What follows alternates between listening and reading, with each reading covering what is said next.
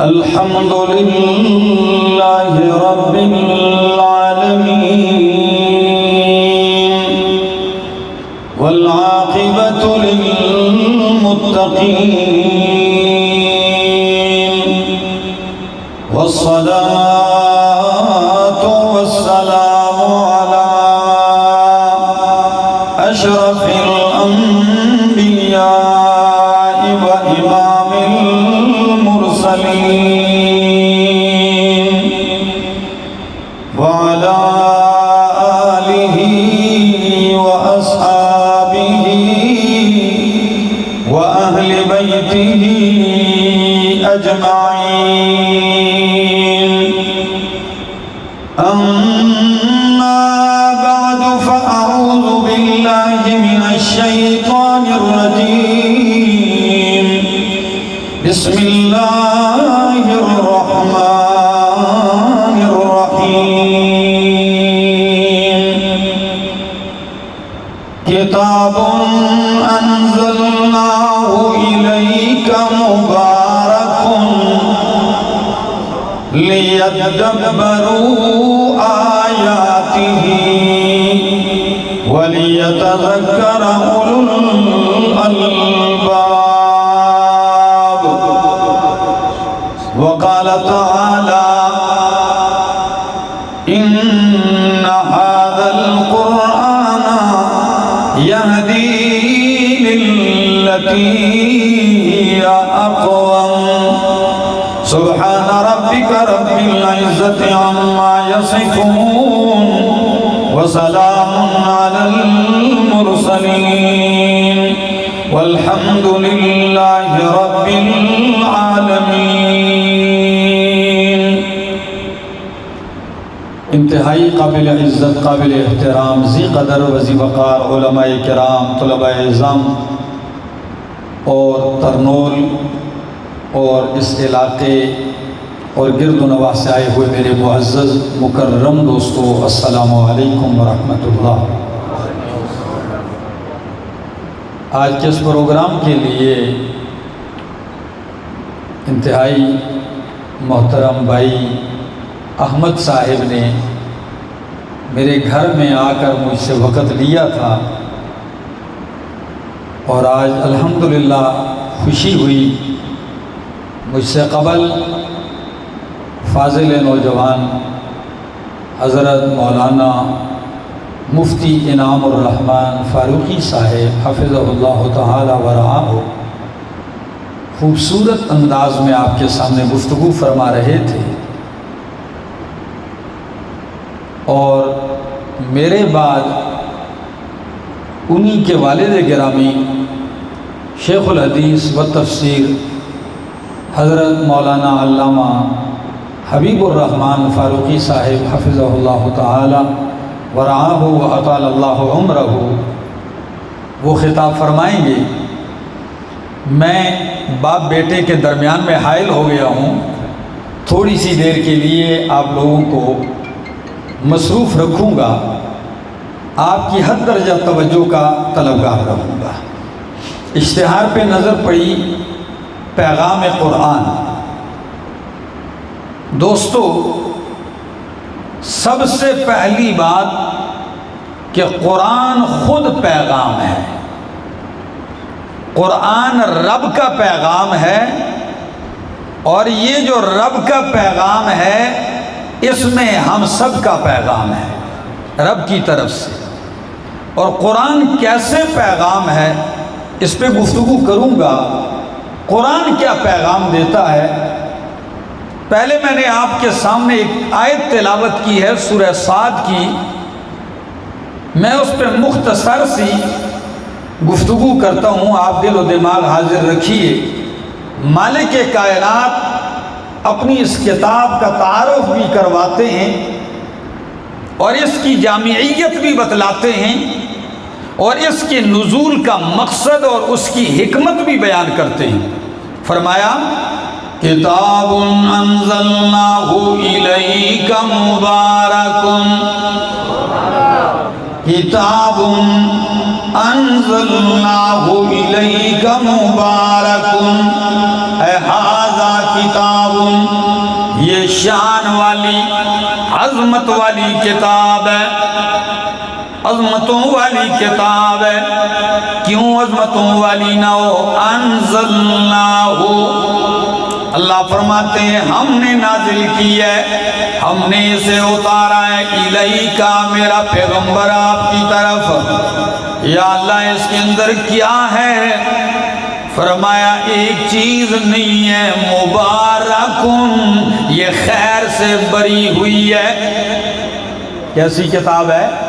مبارکن، خیر سے بری ہوئی ہے۔ اور آپ کہیں گے مبارک، برکت کسے کہتے ہیں؟ آپ اپنی بولیوں میں بھی یہ لفظ استعمال کرتے ہیں، برکت۔ اللہ تیری زندگی میں برکتیں عطا کرے، اللہ آپ کی مال اولاد میں برکتیں عطا فرمائے۔ سنا ہے کہ نہیں لفظ؟ لیکن کبھی غور کیا کہ لفظ برکت کا معنی کیا ہے؟ بہت معانی ذکر کرتے ہیں اپنے اپنے انداز سے، لیکن ہمارے شیوخ فرماتے ہیں، امام بقائی نظم الدرر میں بھی فرماتے ہیں کہ البرکۃ النماء والزیادۃ مع الخیر، کسی چیز کے اندر بڑھوتری ہونا، بڑھ جانا، خیر کے آثار نمودار ہو جانا، کسی چیز کا خیر کے ساتھ بڑھنا برکت ہے۔ آپ یہ نہ کہیں کہ یہاں باہر اگر گندگی کا ڈھیر پڑا ہوا ہے، سال بعد وہ ڈبل ہو جائے، اگلے سال پورا پلاٹ بھر جائے، ہم یہ نہیں کہیں گے گندگی کے ڈھیر میں برکت ہو گئی، اس لیے کہ برکت صرف خیر کے بڑھنے کا نام ہے۔ شر کے بڑھنے کو برکت، خیر کے اضافے اور خیر کے ثبوت اور دوام کو برکت کہتے ہیں۔ فرمایا کتاب انزلناہ الیک مبارک، یہ شان والی کتاب جو میرا پیغمبر ہم نے آپ کی طرف اتاری ہے، یہ بہت بڑی برکتوں سے بھرپور ہے۔ مبارکن، علامہ زمخشری کشاف میں کہتے ہیں اے کثیر الخیر والمنافع، یہ بہت ساری خیر اور بہت سارے منافع والی ہے، اللہ نے اس کو خیر اور برکت سے بھر دیا ہے۔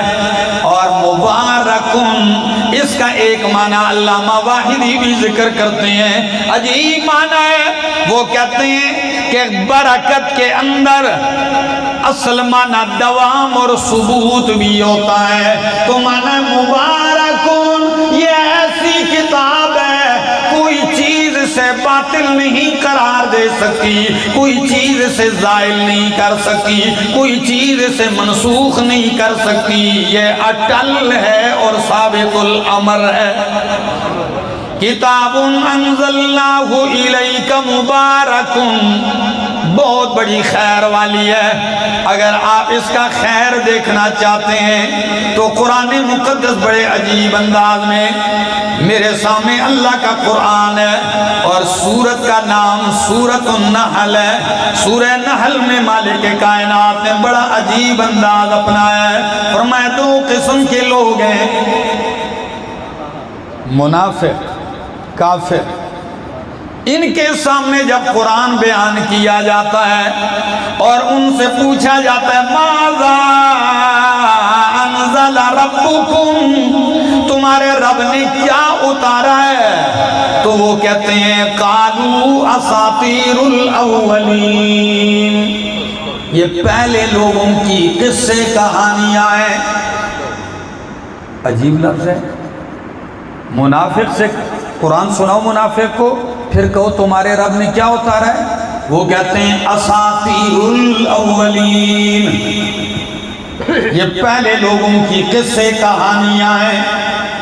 چونکہ مفسرین کہتے ہیں اساطیر الاولین نہیں کہا، اساطیر الاولین کہا، ما انزلہ پہ عطف نہیں کیا۔ قرآن بتلاتا ہے اس لیے اگر وہ یہ کہتے اساطیر الاولین تو اس کا عطف ہو جاتا انزل ربکم پہ، تو معنی یہ ہوتا کہ منافق کہتے ہمارے رب نے پہلے لوگوں کی کہانیاں اتاری، حالانکہ منافق کا عقیدہ ہے ہی نہیں کہ قرآن رب کی طرف سے آیا ہے۔ وہ اس کو منزل من اللہ نہیں مانتا، اس لیے عطف کے بجائے کہہ دیا اساطیر الاولین کہ یہ قرآن پہلے لوگوں کی قصے کہانیاں ہیں۔ لیکن اس کے مقابلے میں مومن بندہ، موحد بندہ جب وہ قرآن سنتا ہے اور ان سے پوچھا جاتا ہے ماذا انزل ربکم، تمہارے رب نے کیا اتارا ہے، کیا نازل کیا ہے، قالوا خیرا۔ اب دیکھو انہوں نے منسوب پڑھا، قرآن عجیب بندہ، قالوا خیر نہیں کہا، قالوا خیرا۔ مومن کہتا ہے اے انزل ربنا، کیا بتائیں تمہیں، رب نے جو بھی اتارا ہے نرا خیر ہی اتارا ہے، جو بھی ہے سب قرآن کیا ہے، خیرا، خیر ہے۔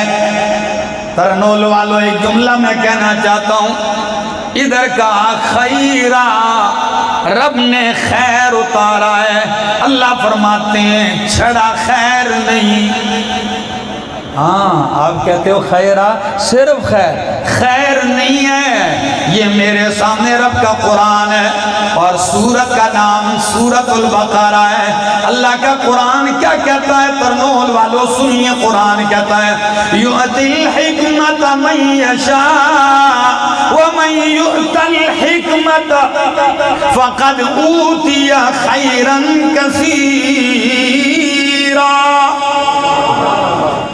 اللہ جسے چاہتا ہے حکمت عطا کرتا ہے، وَمَن يُؤْتَ الْحِكْمَةَ، اور جسے اللہ حکمت عطا کر دے تو تحقیق اس کو خیر کثیر عطا کر دیا۔ حکمت کے بہت سارے معنی ہیں لیکن ساروں کو جمع کرو تو یہی معنی نکلتا ہے، اللہ جس کو قرآن اور حدیث کی سمجھ عطا کر دے گویا اسے خیر کثیر عطا کر دیا ہے۔ تو فرمائے صرف خیر نہیں قرآن بلکہ کیا ہے، خیرن کثیرا، بہت زیادہ خیر ہے۔ اور اسی خیر میں جب تم غوطے لگانے لگ جاؤ، اس سمندر خیر میں جب اترنے لگ جاؤ، موتی اور جواہرات نکالنے لگ جاؤ، تو امام کائنات فرماتے ہیں خیرکم من تعلم القرآن وعلمہ۔ اللہ، قرآن بھی خیر کثیر، اور اس خیر کثیر کو سیکھنے سکھانے والا خود بھی خیر ہے، یہ بھی خیر سے بھرپور ہے۔ اللہ یہ بہترین ہے، یا اللہ خیر کثیر۔ اسی پہ بس فرمایا نہیں، ذرا آگے انداز سنی، 30واں پارہ سورت کوثر میں فرمایا اِنَّا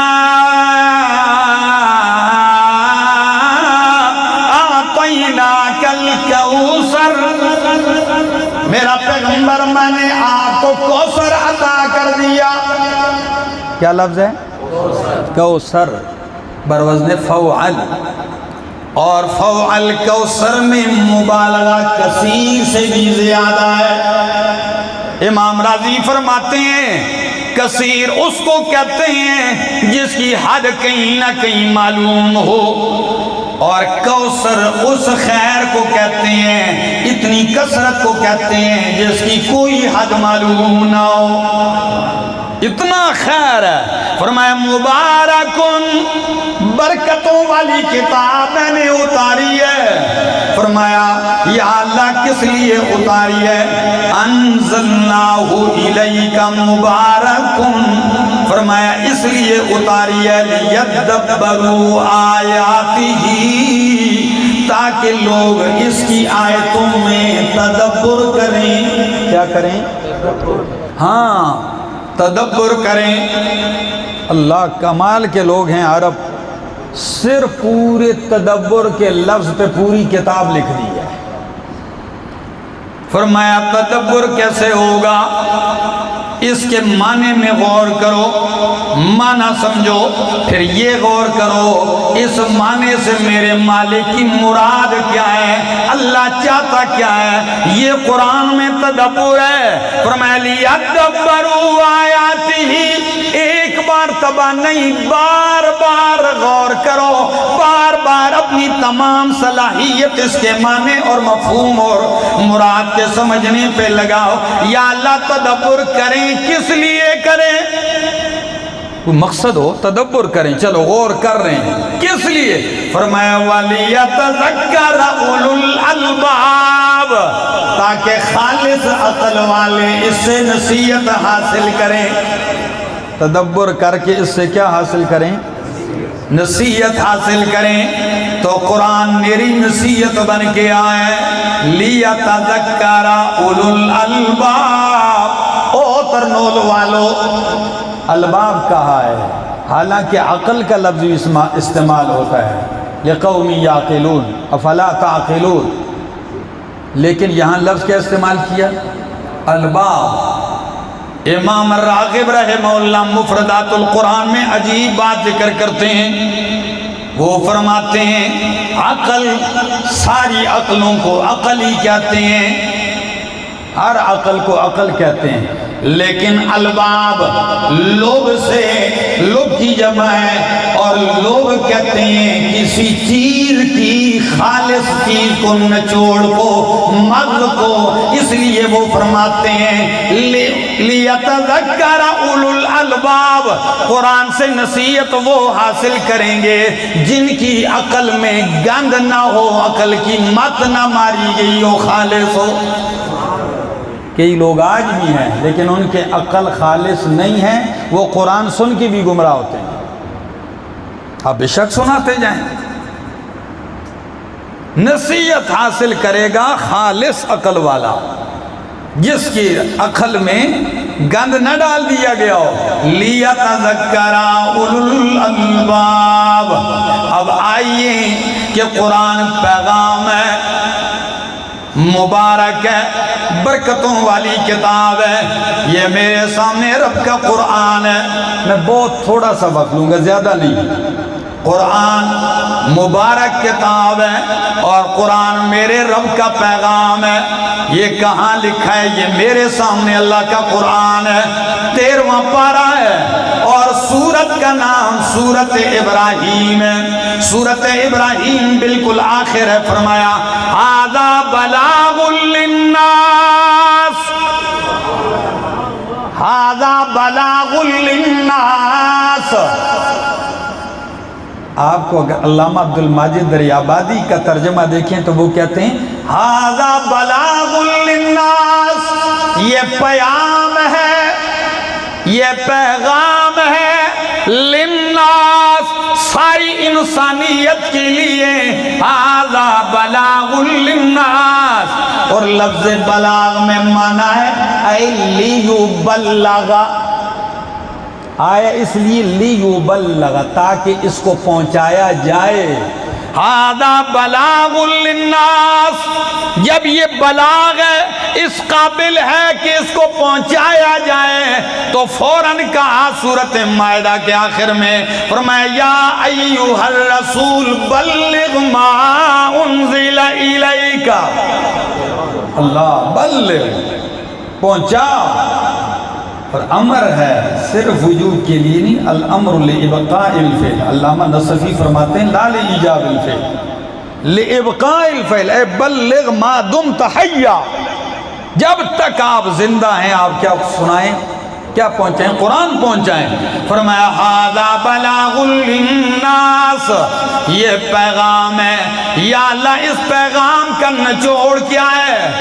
1 گھنٹے میں تو سارا قرآن سنانا مشکل ہے، یا اللہ یہ تیرا پیغام ہے، اس کا لب لباب کیا ہے، نچوڑ کیا ہے؟ فرمایا وَلِيُنذَرُوا بِهِ، اس لیے آیا ہے کہ لوگوں کو خبردار کیا جائے، ڈرایا جائے۔ یا اللہ کس لیے؟ فرمایا وَلِيَعْلَمُوا أَنَّمَا هُوَ إِلَٰهٌ وَاحِدٌ، اس لیے تاکہ لوگ جان لیں، وَلِيَعْلَمُوا، تاکہ لوگ، اس آیت کے اوپر عجیب لفظ ہے، اوپر کہا بلاغن تو مائدہ میں کہا بلغ، جب یہ بلاغ ہے تو بلغ، پہنچا دیے. اور ادھر فرمایا وَلِيَعْلَمُوا أَنَّمَا هُوَ إِلَٰهٌ وَاحِدٌ، اس لیے تاکہ لِيَعْلَمُوا، تاکہ لوگ جان لیں، ان لوگوں کو توحید کا پتہ چل جائے. اللہ تو سورت محمد میں کیا فرمایا؟ فَاعْلَمْ أَنَّهُ لَا إِلَٰهَ إِلَّا اللَّهُ. اللہ اکبر. ادھر فعلم اور ادھر فرمایا آیا اس لیے لیعلموا انما هو الہ واحد، اس لیے آیا ہے کہ لوگ جان لیں کہ ان کا الہ کیا ہے. یہ اس دور میں اتری ہے آیتیں کہ جہاں ایک الہ نہیں ہزاروں الہ. اگر سال کے 365 دن ہیں تو 360 الہ بنائے رکھے ہوئے ہیں. 360 جوڑ ہیں انسان کے وجود میں تو 360 الہ بنائے ہوئے ہیں. اس دور میں فرمایا یہ پیغام ہے تاکہ لوگ جان لیں کہ انما هو الہ واحد، کہ بے شک وہ اللہ الہ ہے، حاجتیں پوری کرنے والا ہے، ما فوق الاسباب ضرورتیں پوری کرنے والا، ما فوق الاسباب سننے والا ہے. وَلِيَذَّكَّرَ أُولُو الْأَلْبَابِ، اور تاکہ خالص عقل والے نصیحت حاصل کر لیں. فرمایا یہ میرے سامنے رب کا قرآن ہے، سورت کا نام سورت ہود ہے. اللہ سورت آئیے قرآن کیوں آیا ہے، قرآن کیا پیغام دیتا ہے؟ قرآن یہ پیغام دیتا ہے. فرمایا الف لام را کتاب احکمت آیاتہ، یہ شان والی کتاب ہے. احکمت آیاتہ، اس کے دلائل مضبوط کیے گئے ہیں. یہ دلائل کا معنی یہ میرے شیخ کرتے ہیں. اللہ وہ کہتے ہیں کیونکہ آیات اگر آپ قرآن میں تدبر کرو تو آیات کا لفظ دلائل کے لیے بھی استعمال ہوا ہے. کس کے لیے استعمال ہوا ہے؟ دلائل کے لیے. قد بینا الآیات، ہم نے دلائل بیان کر دیے ہیں. ٹھیک ہے جی. فأت بآیۃ، یعنی کوئی آیت یعنی دلیل لے آئیے.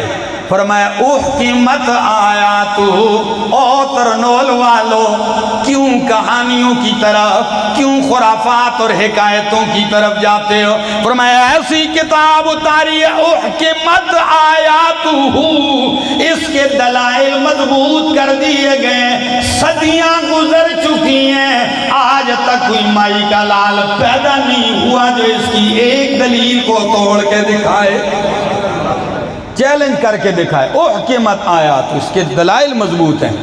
دوسرا معنی احکمت آیاتہ، اس کی آیتیں مضبوط کر دی گئی. تیسرا معنی احکمت آیاتہ، امام قرطبی فرماتے ہیں اس کی آیتوں کو حکمتوں سے بھر دیا گیا ہے.